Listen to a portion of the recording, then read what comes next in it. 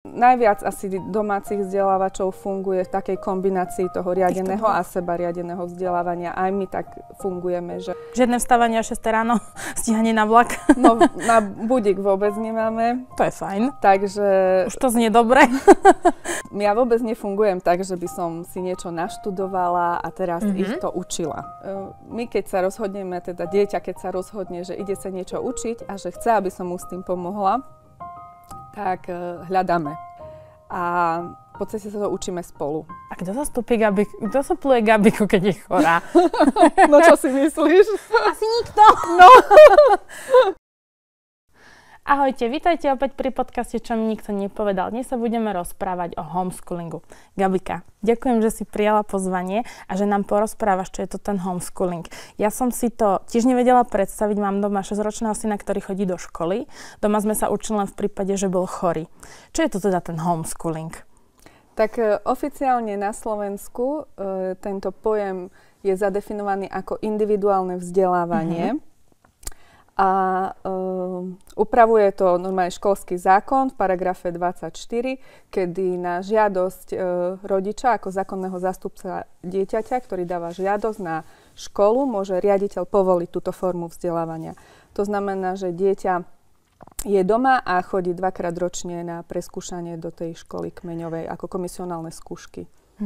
A ako si sa ty dostala k homeschoolingu? Tak ja som v podstate, keď môj syn mal asi 5 rokov, tak začala uvažovať nad tým, že kde by mohol ísť do školy. My sme vtedy bývali v Košiciach a manžel pracoval v Bratislave. No, dochádzal teda na týždňovke a bolo to veľmi náročné. Tak sme zvažovali možnosti aj presťahovania sa. A bolo to také, že ja som si nevedela predstaviť, že ho dám do klasickej školy, pretože už počas tehotenstva a zároveň, keď boli deti malé, som sa začala veľmi zaujímať o také formy rôzne aj vzdelávania, aj výchovy a taký rešpektujúci prístup mi bol veľmi blízky. Aj som absolvovala kurz s pani Nováčkovou, rešpektovať a byť rešpektovaný. Tiež som sa dostala k Montessori pedagogike, to som si tiež urobila všetky kurzy. A veľmi som vnímala to, že dieťa sa chce učiť, že je zvedavé, že ho zaujíma ten okolitý svet. Stretla som sa s tým, čo sú to senzitívne obdobia. A proste som vedela, že to nie je prirodzené, že to dieťa posadím do lavice a že tam má sedieť pol dňa a niekoho počúvať. Že to nie je ten vhodný spôsob, ako sa učiť. Tak sme našli školu v Banskej Bystrici, takú slobodnú, demokratickú, kde sme si povedali, že teda to by mohla byť cesta pre nás, takže sme sa presťahovali z Košic.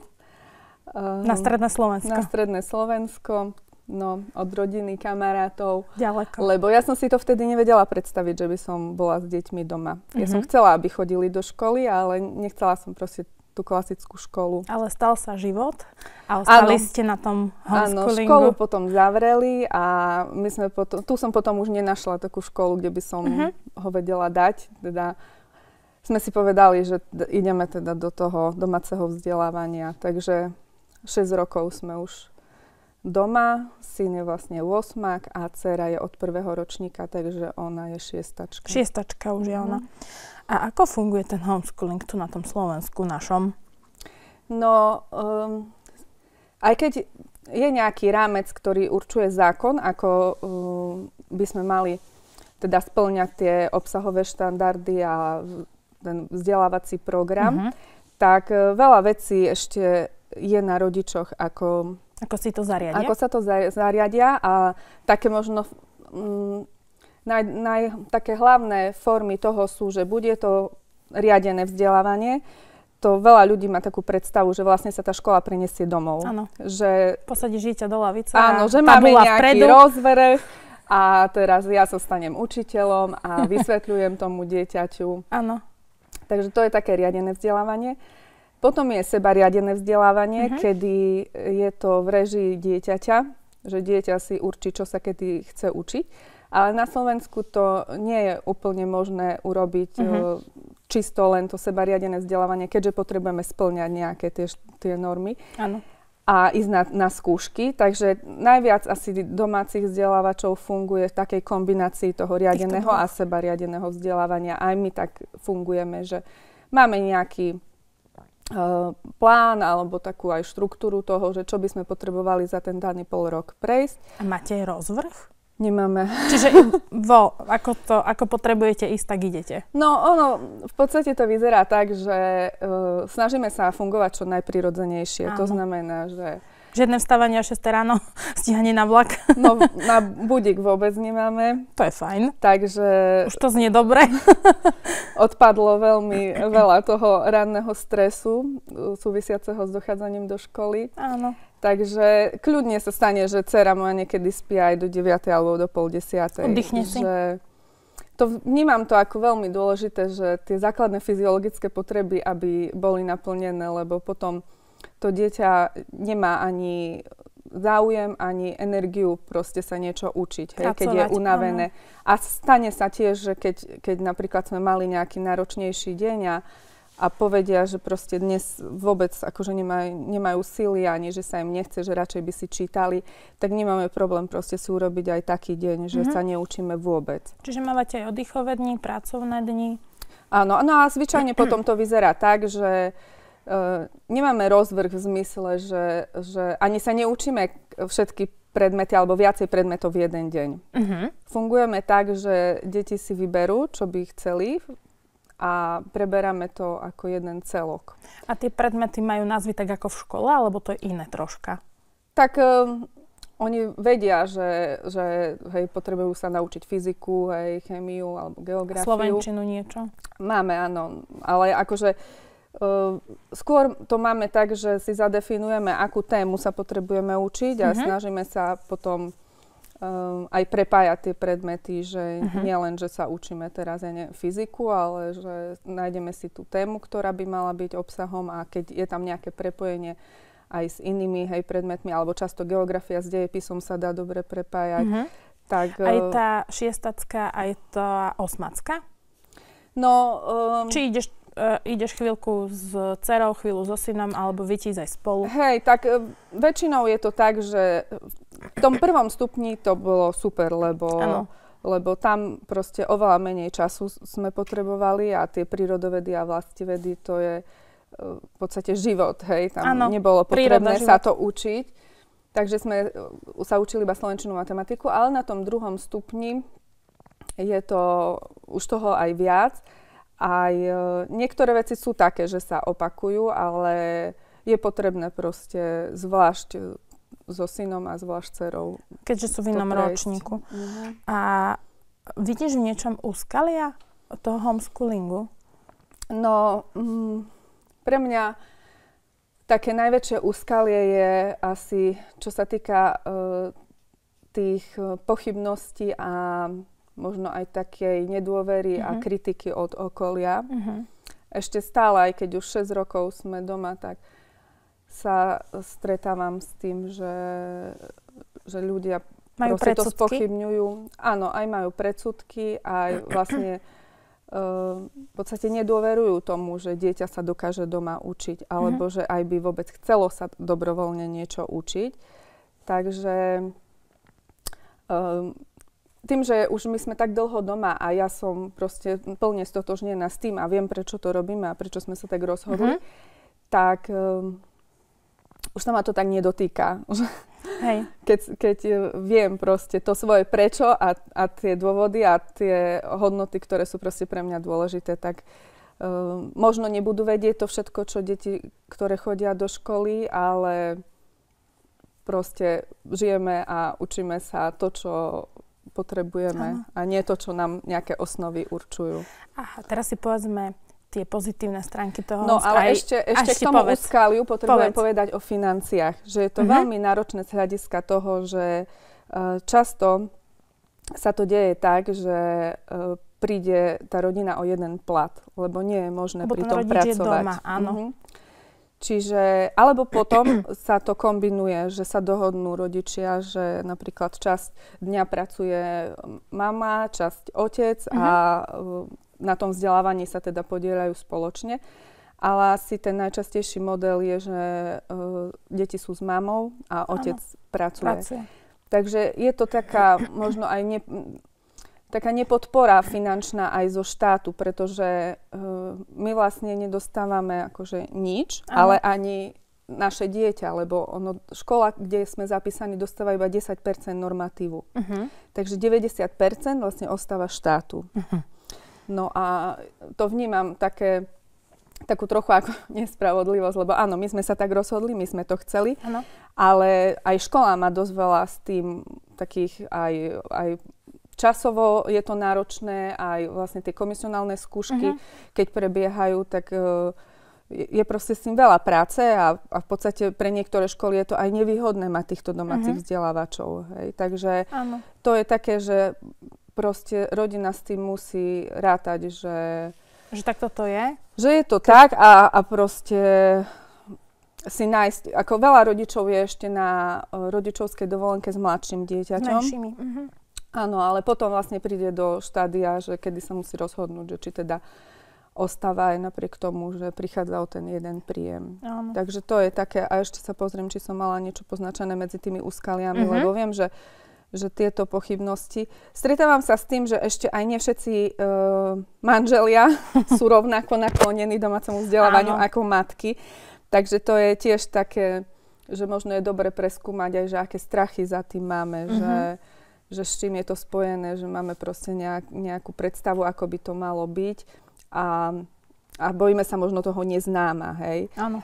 Ale zároveň keď som premýšľala o tom, tak som zistila, že aj ja som mala na začiatku veľké strachy, že to nebolo len o tom, že to bude úžasné, že budeme spolu doma, ale objavilo sa tam to, že ako to bude a že či dokážem ich to naučiť, či budú chcieť, alebo či budú dostatočne motivovaní, hej, keď tam nebudú tie známky a žiadne hodnotenie.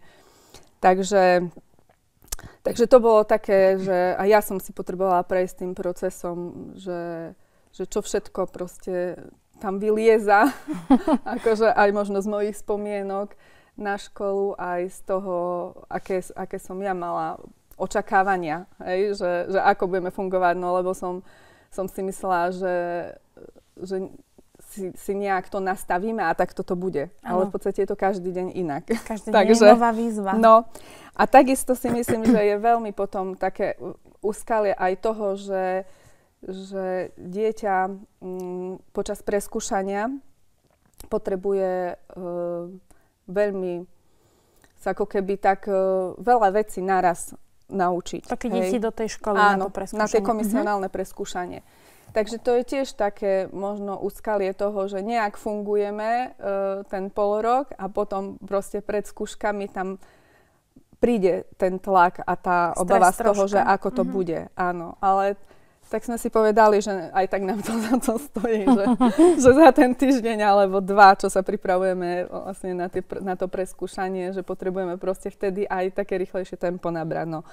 Takže asi to je také, čo vnímam ako najväčšie úskalie toho, že treba ustať ten tlak okolia, ktoré nás pochybňuje často a nerozumie tomu. Je tam cítiť to nepodporu častokrát však. Áno, tak ako ja zase od nejakých ľudí, ktorí mi nie sú blízke, ani nečakám takú podporu, ale je to o tom, že keď človeka to naozaj úprimne zaujíma, tak sa rada s ním o tom porozprávam. Ale niekto sa pýta iba preto, aby si proste mohol rýpnuť alebo proste nám ukázať, že ako zle to robíme. No. Aha, takže to je potom už také, nepekné, že ako sa s tým už ja dokážem vysporiadať. No. A čo tie prínosy? V čom vidíš taký ten najväčší prínos, alebo čo ťa tak najviac oslovilo, alebo keď ste začínali, alebo aj teraz, možno aj o tom progrese? Hej, no tak úplne, keby som to mala tak povedať, že čo je to najviac, tak to je tá sloboda, ktorú máme. Proste to, že my si riadíme ten deň a to, čo budeme robiť, ako že vlastne je priestor na to, aby to dieťa naozaj bolo na individuálnom vzdelávaní. To znamená, že každý je jedinečný, áno. Každému vyhovuje niečo iné, každého zaujíma niečo iné A my máme presne priestor na to, aby sme ho podporili v tom, čo sú jeho dary, talenty, proste spoznali tie silné stránky, ale aj tie slabé. A proste máme úplnú flexibilitu a slobodu v tom, že čo sa budeme učiť, kedy, akým spôsobom. Vôbec to nelimitujeme do nejakých hodín alebo do nejakého času, hej, že to učenie v podstate prebieha neustále. Nedá sa to proste povedať, nelimitujete sa časom. Ani víkendami, ani prázdninami, hej, že proste keď je niečo, čo to dieťa zaujíma, tak je proste tá správna hodina. Hej, čiže to je asi také pre mňa. Ale úplne... veľké prázdniny máte, hej, letné. Dávaš im troška voľnosť. No, tak my si to tak trošku aj predlžujeme. Hej. Že my máme už vlastne skúšky niekedy začiatkom júna, čiže už máme potom jún a v septembri začíname teda o dosť neskôr. Takže, ale ja to zase mám tak, že stále to hovorím, že to nie je, že sa my proste neučíme, hej, cez prázdniny. Ale proste veď tie deti sa prirodzene pýtajú, takže to už vychádza z toho, to aj ten rodič, ktorý nerobí ten homeschooling, zažíva už od mala, keď to dieťa príde a prečo. No, to je presne to, že ono, keď sa nepotlačí tá vnútorná motivácia, tak to učenie prebieha neustále. Hej? Takže vnímam tam veľmi veľa proste tých prínosov z hľadiska aj toho, že máme možnosť proste kedykoľvek ísť kdekoľvek, hej, že nie sme proste limitovaní tým, že teraz máme školu, napríklad dneska sme sa boli do poludnia korčuľovať, zajtra cestujeme k starým rodičom, hej, že jednoducho ale čo si už vy poviete v aute alebo na klzisku, môže byť tiež forma učenia, že sa o nejakom predmete rozprávate. No áno, nedá sa to proste oddeliť, hej, že teraz sme sa nič neučili, lebo oni niekedy tak povedia, že dneska sme sa, a teraz keď ideme, že čo sme sa všetko naučili, hej, len to tak proste oni nevnímajú, že teraz sa učíme biológiu, hej, ale ako náhle proste niečo je, nejaká téma, alebo proste niečo nás zaujme, tak už to je tiež to učenie, hej. Čiže toto je tiež taká dobrá rada pre rodičov, ktorí majú dieťa po chorobe doma, že rozprávajte sa. Prirodzene vyplýva zo všetkých rozhovorov to, že tomu dieťaťu objasňuješ ten svet, ktorý ono nepozná. Áno. To je super. No. A ja veľmi vnímam, že to učenie je aj oveľa efektívnejšie, pretože keď to prispôsobíme tomu, že to dieťa napríklad má chuť, hej, niečo sa učiť, tak sa dokáže oveľa rýchlejšie to naučiť, ako v tom napríklad nezaujme, hej, alebo keď má napríklad nejaký veľký problém, tak sa nedokáže sústrediť. Čiže veľmi veľa času práve trávime tým, že sa rozprávame o tom, že ako sa cítime, alebo proste keď niečo vzniklo, hej, nejaký konflikt alebo tak samozrejme, že to potrebujeme najprv ošetriť a nebudeme sa proste učiť, lebo to nemá zmysel, hej. A takisto aj my vnímame, že keď sme v práci, tak napríklad sú dni, kedy jednoducho stihneme toho veľmi veľa a sú dni, kedy aj 3 dni proste vôbec nám to nejde. Áno. A takisto je to s nimi, hej, že my keď si dáme také 2-3 dni, kedy vôbec neotvoríme akože žiadne učebnice, tak potom vidím, že za hodinu stihneme toľko, čo inokedy proste by sme za tie 3 dni. Áno, deti sú tiež len ľudia. Áno, čiže presne to takto funguje, že je to úplne nejak prirodzene, hej. A tým, že proste sú to veci, ktoré ich zaujímajú, tak sa to potom dokážu oveľa rýchlejšie naučiť. A je nejaký, povedzme, predmet, ktorý nie je tvoja doména a zvládla si ju? Alebo tieto prekážky? No, učiteľské. By som to tak nazvala. Hej, no tak to sa potrebujeme dostať k tomu, že ja vlastne nie som učiteľ.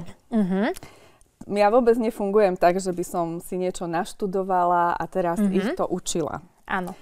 Proste sú veci, ktoré ja si, aj keď mám vysokoškolské vzdelanie, tak tie zo základnej školy si proste nepamätám plno veci. A si myslím, že veľa nás je takých, ktorí sme to zažili, že sme možno aj 3/4 veci z toho nikdy nepotrebovali, nepoužili, ani si nepamätali. Takže my, keď sa rozhodneme, teda dieťa, keď sa rozhodne, že ide sa niečo učiť a že chce, aby som mu s tým pomohla, tak hľadáme. Proste nájdeme si či už videá, alebo v knihách, alebo keď už nič, tak aj v učebnice máme k dispozícii a v podstate sa to učíme spolu. Takže... Čiže ty máš niečo nové pre seba? Áno, hej, ale často sa stane, že ja napríklad potrebujem medzi tým váriť, takže si to Matúš napríklad pozrie sám, hej, a potom mi to vysvetlí, lebo proste si myslí, že aj mňa to tak zaujíma. Tak, a to si myslím, že vtedy sa najviac ešte učíme. To už je aj dokázané, že keď učíš niekoho ďalšieho, tak vtedy si to najlepšie zapamätáš. Hej, že úplne minimum je, keď to iba čítáš, hej, potom trošku viac je, keď to aj vidíš a úplne najviac, keď to učíš. Hej, alebo proste cez tie zážitky a skúsenosti, hej, sa učíme. A takisto cez hru, hej. Takže nemôže to byť proste také, že teraz si sadnite, alebo ideme sa učiť a ja začnem vysvetľovať. No to by nefungovalo. Áno. Takže, no. A tiež ako veľký prínos vnímam aj to, že vlastne máme veľmi veľa príležitostí si to v tom reálnom praktickom živote skúšať, hej. Ja neviem, či už nejaké premeny jednotiek, hej, pri pečení a takéto veci, že im to je niečo potom chutné bližšie. Z toho vyjde. Áno, hej, takže oveľa viacej to vedia pochopiť, hej, že proste vieme sa na to pozrieť tak, hej, že nie len úplne niečo také, že čísla sú to, hej, ale že skúšame nájsť vlastne aj to využitie, lebo pokiaľ dieťa v tom vidí zmysel, tak proste chce. Pripodobňuješ to k niečomu praktickému. Tak snažím sa stále nájsť, akože veľmi veľa je učiva takého, čo neviem proste nájsť z toho zmysel, že prečo sa to učíme. Ale určite sa. Takže prejdeme to tak, aby sme vedeli, že to existuje a aby sme urobili skúšky. Áno. Ale pravdu povediac, hľadáme to, čo ich zaujíma.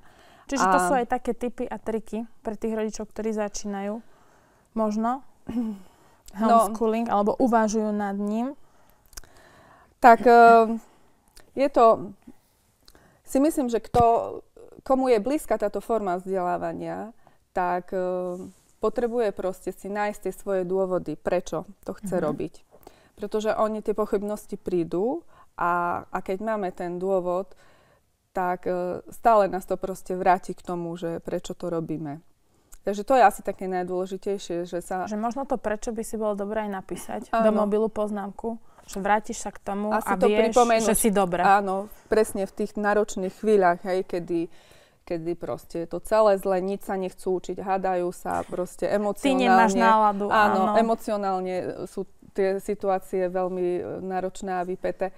Takže je dobre proste vedieť, že kvôli čomu proste to robíme, hej. A potom tiež si to ujasniť ako v tej rodine. Hej, že veľmi dobré, keď proste aj manžel podporuje túto formu, lebo niektorí sú takí, že no dobre, tak vyskúšajme to, ale pokiaľ tam nie je tá podpora, tak je to veľmi náročné proste pre tú ženu to ustať. A ako to potom robíš, keď deti nemajú náladu? Alebo ja neviem, povedzme, že dcera sa so synom tak ráno pohádá, že sa to nedá, alebo... No... Či zavelíte oddychový deň, pokračujete možno neskôr, alebo v iný deň? Hej, určite nejdeme hneď na to. Pokiaľ sú nejaké také emócie silné, tak to necháme proste doznieť a skúsime si potom možno ešte k tomu sadnúť a povedať si teda, že kto to ako vníma. A dohodneme sa. Proste možno si niekedy spieme, že tak dajme si pol hodinku, každý si ide proste svoje. Potom sa stretneme a povedia, že no dobre, tak ja dneska proste chcem klavír, tak mám klavír, hej. A Tanička povie, že tak ja by som matematiku nejakú zvládla. Tak pozrieme a potom povie, ale že radšej geometriu. No tak proste si vyberie, že čo vtedy, hej. Alebo to proste necháme tak a vôbec to neriešime. Čiže keď ostanem doma s dieťaťom, že je chore, a že takáto vypätá situácia nastane medzi nami, lebo on napríklad plače, že mu to nejde, je dobré mu nechať ten oddych asi však. No, je to úplne kontraproduktívne chcieť niečo od dieťaťa, ktoré je v tých silných emóciách. Proste vtedy sa nedá s ním ani rozprávať o tom, hej. Čiže to počkať, kým to odznie a možno tí rodičia, čo ostanú doma s dieťaťom, ktoré je chore, tak možno sa môžu zamerať skôr presne na to, že v čom to dieťa podporiť a neúplne len tie školské veci riešiť. Áno. Lebo... Rozhovorom prísť. No v škole v podstate to funguje tak, že všetci musia akože všetko na rovnakej úrovni sa učiť, hej. Tak. niektoré predmety sú proste ako keby považované za také dôležitejšie, niektoré za menej dôležité, ale proste môže byť, že to dieťa proste má talent na hudobnú alebo na výtvarnú, hej, tak presne vtedy má ten priestor na to, že ho môžeme podporiť v tom, že tak teraz si doma, tak nemusíme proste riešiť iba tú matematiku a slovenčinu, tak poď, hej, si kresliť alebo hrať. Áno, čo ťa baví. Čiže možno, že sa pozrieť na to aj, že nemusíme úplne naplňať, hej, tie osnovy, ale možno si dať aj taký čas a ho viac poznať a to, čo má rád. Čiže skôr to podľa tvojho rozprávania mi to vychádza, že skôr to prejde ako príležitosť, ako nejaký trest, že som teraz doma a musíme sa učiť. Áno, určite je dobré sa na to pozrieť tak, že no tak proste pre niečo sa to stalo. Áno, je tam ten dôvod určite nejaký. Že dieťa je doma a teda nie je to vždy len to, že je choré, ale proste niekedy potrebuje byť doma. Áno, áno. Takže proste si dopriať ten čas a si to spolu užiť, lebo pokiaľ stále budeme myslieť na to, že už potrebujeme ísť do roboty alebo máme nejaké povinnosti, tak to dieťa proste bude ešte dlhšie choré. Takže to veľmi nefunguje. Čiže pri deťoch neplatí ani tlačiť na výkon, ale skôr na tie pocity, na tú... No, myslím, že to všetci poznáme, že ten tlak vytvára protitlak, hej? Tak, čiže ako náhle začneme tlačiť, tak to dieťa tlačí naspäť. Takže takto to funguje. To nie je ani nejaká fyzika veľmi náročná. takže tlak vôbec nefunguje. A stretávaš sa s týmto akoby protitlakom, keď nastane aj u tvojich väčších detí, ako nielen u tých maličkých, ktorí začínajú asi však? Áno, tak ten tlak potom aj ja si sama vytváram, lebo začnem, že aha, tak sme sa už dlho neučili fyziku, hej, takže mali by sme, no ale tak on vôbec nechce sa vtedy učiť, hej. Tak, čiže tiež tvoj osobný stres tiež musí ísť troška... Áno, tak ale ja si to už uvedomujem, hej, často sa o tom rozprávame a ja im to aj poviem, proste ja teraz potrebujem, aby sme sa proste do toho pozreli, lebo sa obávam, že potom to nestihneme. Hej, čiže troška im hovoriť aj o tom, čo ty sa obávaš o tvojich pocitoch a ja nech príjmate si tak navzájom. Hej, a ja mám tam rôzne strachy, že nie je to o tom, že teraz ja úplne som s tým všetkým v pohode a môžete tu celý mesiac ležať, hrať hry na počítači a ty si budeš kresliť a hrať na klavír a čítať. Proste aj ja tam mám potom nejaký taký tlak, len sa snažím to robiť tak, aby som proste si tiež ja to zvedomila, tie svoje strachy.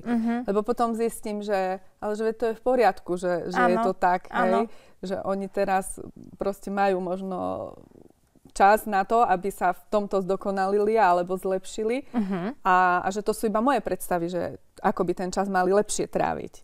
Hej? Takže je to tam veľká potom taká, ja si uvedomím, že je tam tá nedôvera, hej, lebo keby tam bola tá dôvera, tak by som si povedala, že je to v poriadku, ale proste prídu také chvíle, áno, kedy si poviem, že no už dosť, že už potrebujeme proste niečo aj z týchto akože osnov sa učiť. Takže... A napadne ti teraz, že ako by mohol rodič, ktorý má deti na tom homeschoolingu, podporiť ich záujmy a aktivity? Alebo čím? No, ja si myslím, že veľmi dôležité pre nás, rodičov, je vytvoriť práve to podnetné a podporujúce prostredie, v ktorom oni môžu proste sa rozvíjať. Čiže keď viem, že ho niečo zaujíma, tak môžem buď nejaké knihy nakúpiť, alebo neviem, aj do knižnice pôjdete? Chodíme, hej, ale tam väčšinou ako také iba na čítanie knihy si berú, že tie encyklopédie máme aj doma. No a veľmi veľa je teraz možností sledovať proste rôzne videá, aj vzdelávacie, alebo tie filmy dokumentárne, čiže... Že spolu si sadnete? Alebo oni už aj sami si vedia proste vyhľadať a je to o tom, že sledovať fakt, čo ich zaujíma, čo ich baví, aké majú záujmy a podporovať ich v tom. Proste byť ten podporujúci rodič a nielen ten, ktorý má príkazy a zákazy a autoritatívny byť, ale troška aj načúvať asi však. No. To platí asi všeobecne. Áno, tak to nie je iba pre nás domácich vzdelávačov, ale pre každého, že by sme mali počúvať tie deti. A to platí aj komunikácii medzi priateľmi, manželmi, kamarátmi, kolegami, troška možno. Áno. A teraz mám zákernú otázku. Hodnotíš doma, alebo robíte domáce úlohy? Ak áno, hodnotia sa ako v škole? No toto deti moje veľmi pobavilo, keď som im hovorila, že... Akú otázku som dala? Domáce úlohy, či máme, lebo tak syn, že a ty čo toľko sa tam pripravuješ? A vravím, no musím si to tak trošku akože zosumarizovať, že čo, lebo vravím, že mám také otázky a on, že no aké máš otázky, že či máme domáce úlohy a tak na mňa pozrel. Čo to je? Tak vie, čo to je, ale proste... A stane sa, že... A toto si spravíte, alebo ich necháš vypracovať si to samé a to sa môže rátať ako tá domáca úloha? Nie, akože ja nevidím vôbec zmysel v domácich úlohách. Tak povedz mi viac. Ani pre školské deti. Povedz mi viac, mňa to zaujíma. Nie to ešte pre naše deti. No, zaujímavé je, že práve včera či predvčerom ku mne taký článok sa dostal, že v Poľsku to idú už aj zrušiť. Áno, ja som pozerala televízne noviny a ma to nadchlo, čakám to tu. No, takže... je dokázané proste, že tie domáce úlohy neslúžia na to, čo ako keby sme očakávali, že dieťa bude mať väčší záujem, alebo bude mať viac vedomostí, alebo bude mať väčšiu motiváciu. Nefunguje to. Proste to stresuje deti, rodičov, oberáte sa o ten spoločný čas, ktorý by ste mohli tráviť úplne inak. A je dokázané, že deti, ktoré robia domáce úlohy, neznamená to, že dosahujú lepšie výsledky v škole. Áno. Lebo často sa to deje proste večer, kedy to dieťa je unavené, nervózne, rodič je ešte nervóznejší. A proste, a vo vyšších ročníkoch často proste rodičia potrebujú robiť s nimi tie domáce úlohy, hej. Takže to vôbec akože nefunguje a ja nevidím zmysel v tom, prečo by mali, hej, sme robiť domáce úlohy. Tá výhoda je v tom, že ja vlastne vidím, že či to dieťa rozumie a či potrebuje proste niečo si viac precvičiť, alebo proste pochopilo a môžeme ísť ďalej, hej. Alebo ho to zaujíma natoľko, že samo má záujem ísť hlbšie do tej témy. Áno. Ale že ako... To ani nepoznám nikoho, že kto by mal domáce úlohy na domácom vzdelávaní. Mne sa páči, ako ťa to rozosmialo. To bola najviac vtipná otázka. A nejaké slovné hodnotenie alebo niečo? Nie. Alebo si povieš, že výborne si to zvládol? Alebo... Nie. Ja veľmi rozlišujem, že či je to hodnotenie alebo pochvala alebo spätná väzba. Čiže nevidím proste zmysel v tom, že už malé deti zvykneme akože chváliť za to napríklad, alebo tlieskať, keď do nočnička sa vypíšajú, hej? Čo očakávaš inšpiráčku, no? Takže je to ako keby také, že je to proste prirodzené, tak niečo ťa zaujíma, si sa naučil a keď už, tak hodnotím proste spôsobom, že dávam tú spätnú väzbu, ale nie naňho ako na osobu, ale na to, že čo sa mu podarilo, hej? Čiže tam vidím veľký rozdiel v tom, že keď dávame ako keby tie pochvaly, alebo sa snažíme o tú spätnú väzbu, ktorá môže dieťa potom posunúť, hej, že... Ale také tieto pochvály alebo nejaké odmeny a tresty, to som snažila už od malička vlastne tomu vyhýbať, lebo viem, že nie je to proste tá cesta, ktorou ja by som chcela akože v tom vzdelávaní alebo v tej výchove ísť. No. A tam, keď som začala, že vlastne nefungujeme tak, že ja som ten učiteľ, tak ja sa fakt snažím byť taký sprievodca možno, alebo taký človek, ktorému proste sa môžu hlavne zdôveriť a pomôcť im v tom, aby mali ten priestor na to, čo ich fakt zaujíma a aby sa mohli rozvíjať, hej, v tom, čo sú dobrí. Aby proste sa našli skôr ako my, hej, že ešte v 30-ke, 40-ke mnohokrát nevieme, že čo chceme, alebo že kto sme, hej, že čiže tam vnímam, že to je pre nás veľká taká, ja to volám, že škola života. Že proste poznať seba, hej, to svoje vnútro, možno veľa sa tiež bavíme o tom, že a snažíme sa pomenovať tie pocity a tým, že neukazujeme na toho druhého, ale že ako sa ja cítim, keď ty toto robíš. Takže a tým, že sme doma, máme toľko času, tak to vnímam ako to hlavné proste naše učenie, spoznávanie seba a budovanie tých vzťahov. Že to považujem za oveľa dôležitejšie ako to učivo. A čo sa týka detí versus sociálny kontakt? Lebo tak vieš, v tej škole to sú tí kamoši, to je tá družina, krúžky niektorí nie. A vaše deti? No to je tiež taká otázka, čo sa s ňou stretávam proste od začiatku. Socializácia detí. Áno, to tých ľudí hneď napadá, no. Áno, lebo je predstava toho, že my sme nejakí izolovaní, sami doma zavretí. No, a je to mylná predstava. Áno. Chodíte aj von však. No, tak vlastne sme kvôli tomu doma, aby sme chodili von najmä. Takže ja zvyknem hovoriť, že podľa mňa je taká ako keby nadhodnotená alebo až preceňovaná tá socializácia v školách. Je to veľmi neprirodzené, pretože tie deti sú vlastne, si nemôžu vybrať proste s kým tam chcú byť. Hej? Oni sú v jednej triede, lebo majú rovnaký vek alebo bývajú na rovnakom mieste. Áno. Hej? Ale keď sa na to tak pozrieme, že oni možno by si vybrali niekoho iného, keby to bolo na nich, že s kým sa chcú hrať. Ako to je na ihrisku, hej? Áno. Čiže, lebo sú tam aj starší, aj mladší, hej? A tu je to také, že no, tak musím sa s tebou rozprávať, lebo s tebou sedím v lavici, hej? No ale že nemyslím si, že to je úplne prirodzené takto sa socializovať, alebo proste nadväzovať kontakty. Troška do vody. Áno, tak určite k niečomu to slúži, že nadväzujú tie kontakty, ale na druhej strane si myslím, že počas tej školy, ako keby počas toho doobedného vyučovania, až toľko príležitostí sa rozprávať nemajú. Že hlavne socializácia... 10-minútová prestávka na to asi nestačí. A musia ísť ešte na záchod a sa najesť zatiaľ. Ak to stihnú. A počas hodiny vlastne nemôžu sa vôbec rozprávať vo väčšine prípadov, teda, čo sú klasické školy. Takže tá socializácia prebieha po obede väčšinou, hej? Áno, po škole. No a to znamená, že z môjho pohľadu naše deti majú proste veľmi veľa príležitostí a majú možnosť vlastne byť s takými ľuďmi, s ktorými chcú byť, hej? A to je jedno, či je to napríklad 80-ročný sused, hej, s ktorým sa rozprávajú, alebo je to poštárka, alebo suseda, ktorá je na materskej.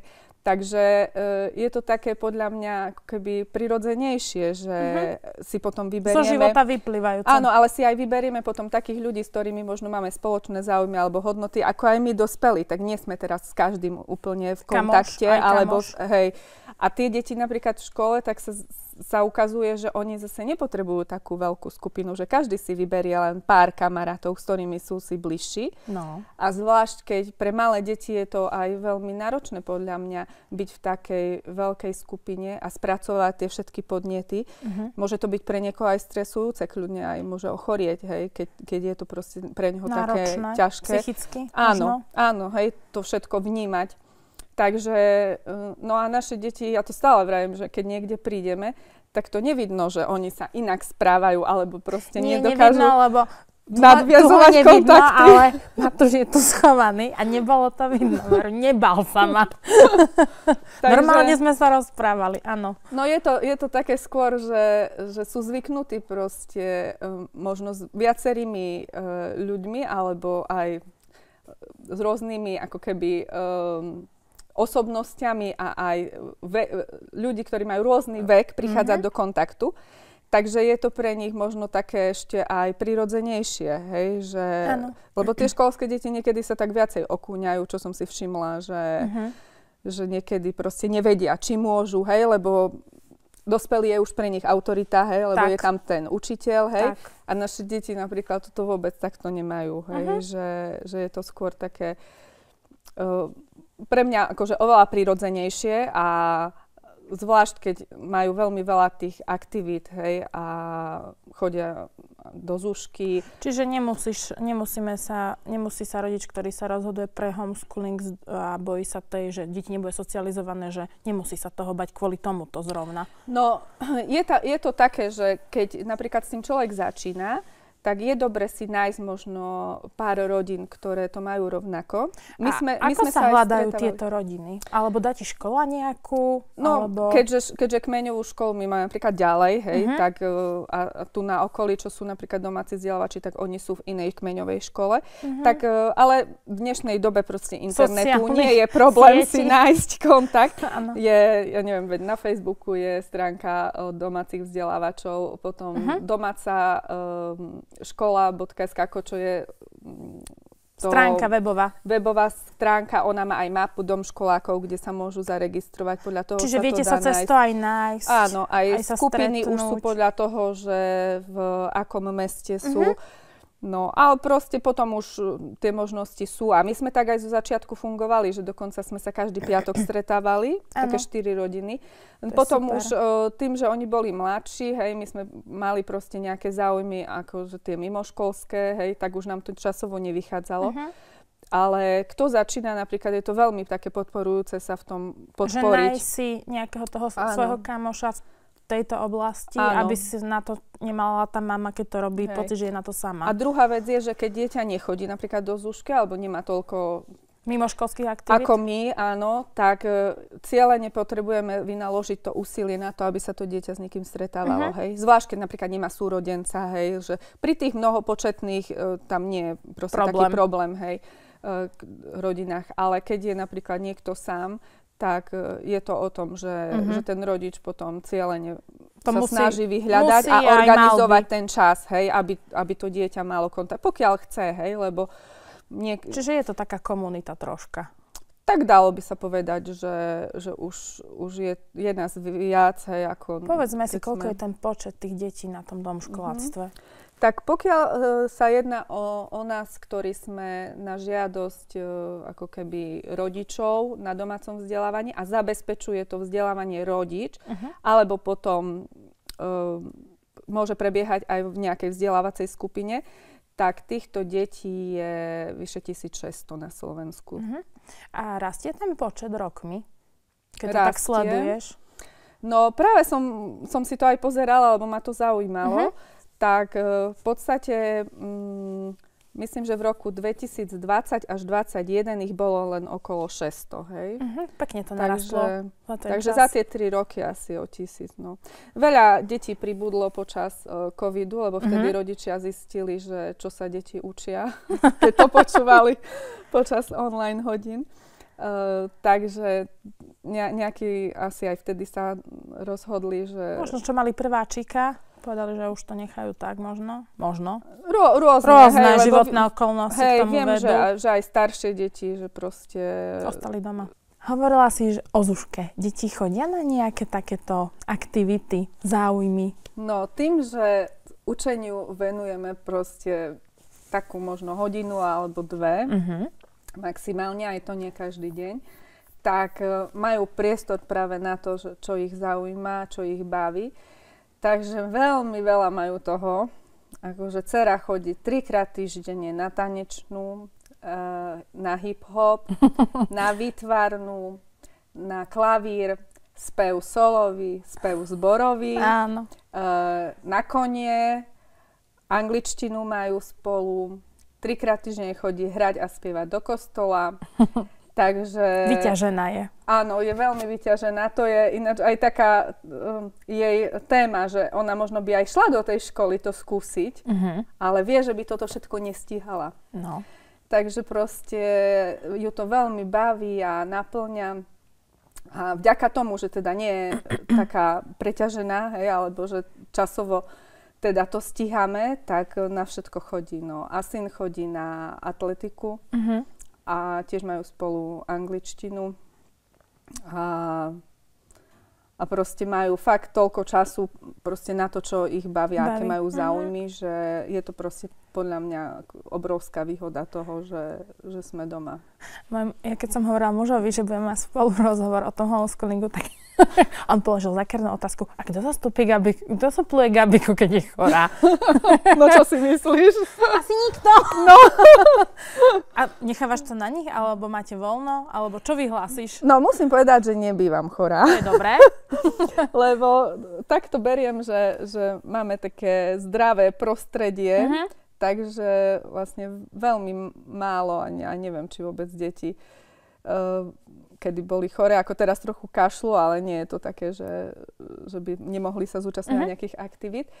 Takže, ale keď napríklad mám také obdobie, že alebo ja neviem, keď v menštruačnej fáze, keď potrebujem si oddychnúť, tak proste buď si robia to, čo sú schopní sami, alebo chcú, alebo proste to necháme tak, že ja si čítam, tak si idú aj oni čítať, hej, že úplne voľne v tom plynieme, čo nám proste prinesie ten svoje život. Limity asi však, nedá sa to vždy. To sa potom vyplatí, hej, hneď sa to vráti, takže nie je to proste produktívne, hej, lebo keď ideme cez seba, tak je otázka času, hej, kedy proste sa ohlási nejaká choroba, alebo alebo deti proste ochorejú, takže to určite nie, no.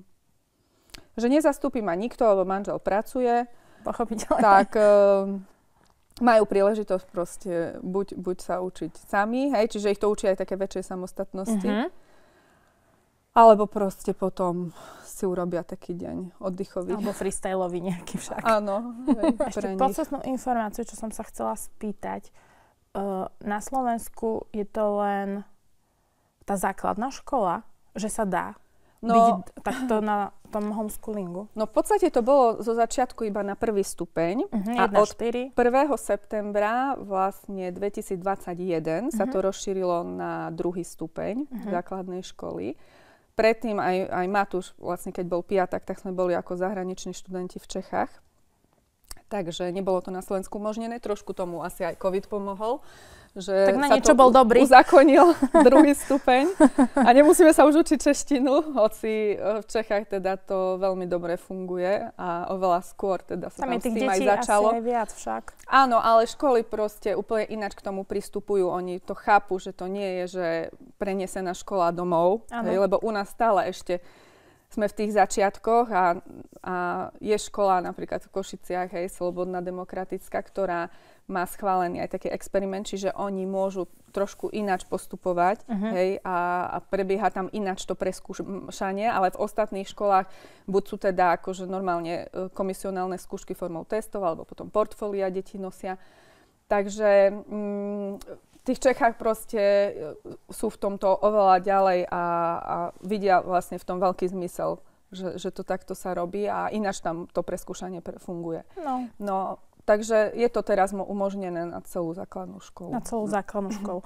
A čo sa týka už teba nie ako maminky, učiteľky, ale ako Gabiky, ako si ty oddychneš a nejakú takú svoju psychohygienu hľadaš v niečom? No asi určite. Hej, no tak... Poďme k tebe. No ja musím povedať, že teda keď som s tým začala, tak som sa veľmi hľadala. Proste my sme odišli z tých Košíc v čase, kedy ja som mala dobrú prácu, proste mali sme tam aj rodinu, aj kamarátov. A veľmi som to riešila, že teraz proste čo ja budem robiť, hej. No a tak som akože aj robila tie 2 roky v škole a keď sme ostali teda doma, tak som to veľmi som to proste cítila, že nie som s tým úplne stotožnená, lebo som si myslela, že potrebujem nejakým spôsobom aj ja pracovať a prinášať do tej rodiny financie. A myslela som si, že to nie je dosť. Hej, to, že som s tými deťmi doma. A dosť dlhom podľa mňa mi to trvalo, kým som sa s tým úplne stotožnila, kým som si vyriešila tú sebahodnotu a to prijala, že to je to najlepšie, čo teraz môžem urobiť a že to stačí, že to je proste najviac. Áno.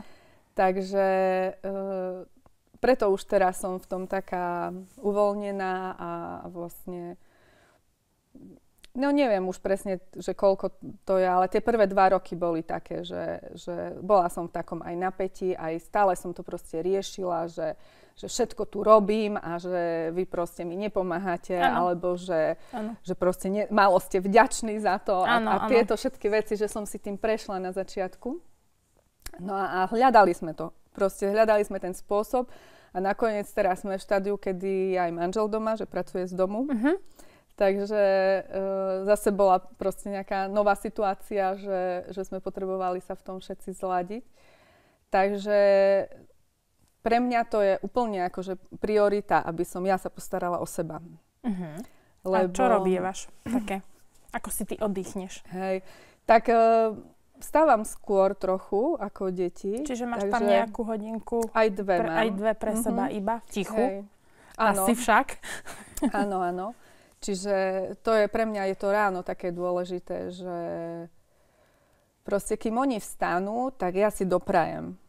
Je to rôzne, hej, že či proste som v tichu, často som v tichu, hej. Stále začínam deň aj modlitbou a potom buď si čítam, alebo proste, no čokoľvek, ako keby, čo potrebujem. Je to iné, hej, akože nie som ja taký typ, že teraz idem si zabehať, alebo ja neviem, idem si zacvičiť, ale stále to nechám na to, že čo potrebujem. Že každé ráno proste si nájdem takú chvíľu a potom už proste idem s takou chuťou do toho, že mám tú energiu, lebo pokiaľ som to robila naopak, že som čakala na to, kým všetko urobím a potom proste príde ten čas na mňa, tak som bola proste veľmi nervózna z toho.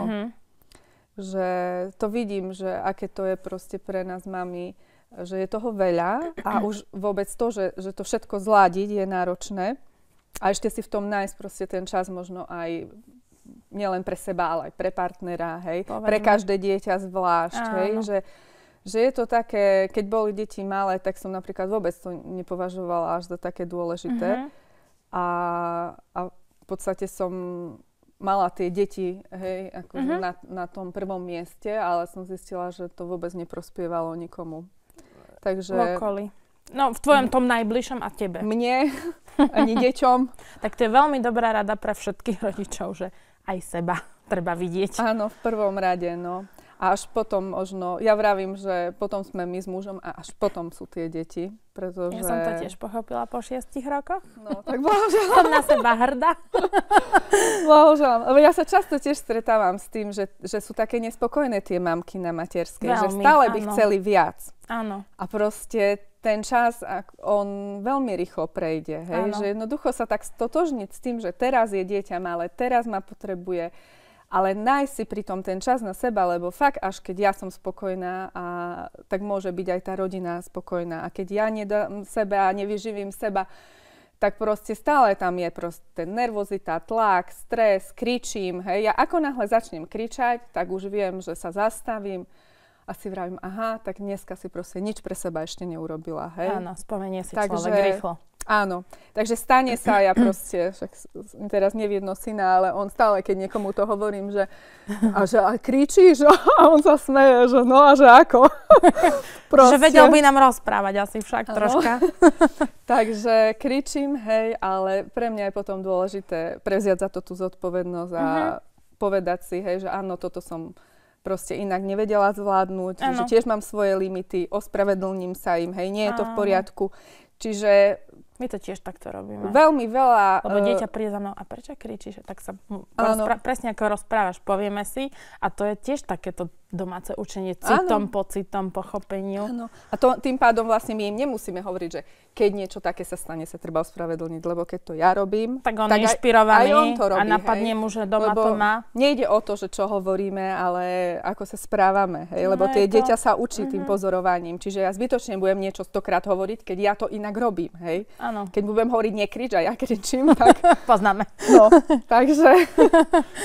Tak je to také, že fakt si dávam teraz veľký pozor na to, že koľko času proste mám pre seba, aké ja mám tie potreby. Čiže treba si to strážiť proste. Veľmi, veľmi. Každý deň proste. Ako náhle také 2-3 dní, akože to nechám tak, že nie som v tom vedomá, hej, a nezastavím sa, že halo, že aj ty si tu, hej, že nie len proste každému vyhovieť a všetko, aby bola domácnosť v poriadku, ale že čo ja, tak hneď to vidno. Proste ja to cítim, akože aj na tej atmosfére. Áno. Neprospieva to proste nikomu, hej. A je ešte niečo, čo by malo podľa teba odznieť, čo sa týka homeschoolingu, detí? No čo sa týka detí, Taká tak bodka na záver. dôverujte deťom. To bolo pekné. Ja to vnímam ako veľmi také, že si to stále pripomínam, že nie je to, čo ja si myslím, nie je to, čo škola si myslí, že by malo dieťa robiť, hej, ale dôverovať tomu, že ono proste je dokonale také, aké je. Ja som tu na to, aby som ho proste sprevádzala, ukázala mu tie možnosti a podporovala ho v tom, prečo sa rozhodne. Hej, že tie predstavy my často máme, že hej, že aký by malo mať napríklad krúžok, alebo že čo by malo treba sa aj pýtať. robiť. Ale proste to dieťa nám hneď dá tú spätnú väzbu, hej, že to nie je proste pre mňa, že to sú tvoje predstavy o mne. Áno. Hej, čiže ho prijať také, ako je, dôverovať mu a byť láskavé. Dobre.